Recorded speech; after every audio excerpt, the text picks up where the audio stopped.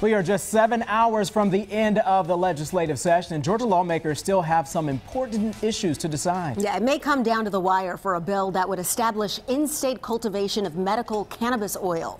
Fox 5's Claire Sims joins us live from the state capitol, and the governor now weighing in on this debate. Claire?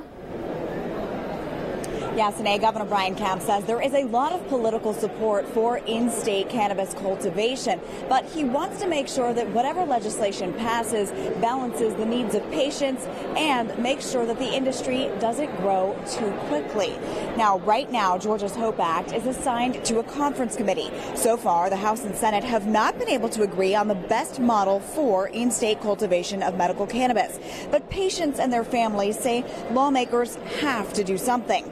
Right now, patients on the state's low THC oil registry are allowed to have the oil in Georgia, but they have to break federal law to bring it here. The House's proposal allowed the state to license up to 10 private CBD oil vendors, but the state Senate prefers to leave it to 2 state universities instead. Governor Kemp is concerned about federal legality issues, but he says other states have done it, and he wants to see the General Assembly strike the right balance.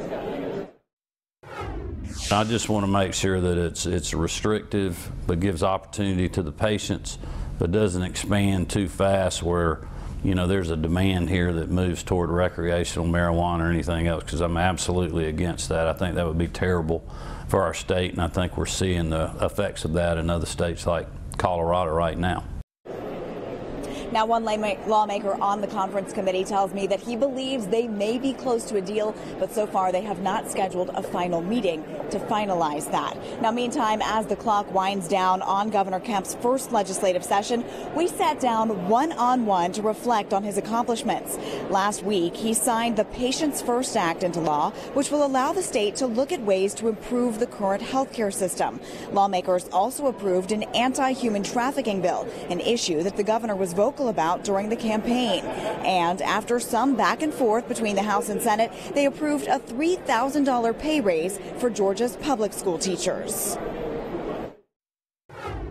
And we came together at the end and came up with a really good solution to move the pay raise back to the full $3,000 for this year, which is what I proposed. It's a big down payment on the promise I made to get to $5,000. I'm committed to doing that. We're going to keep working on that here.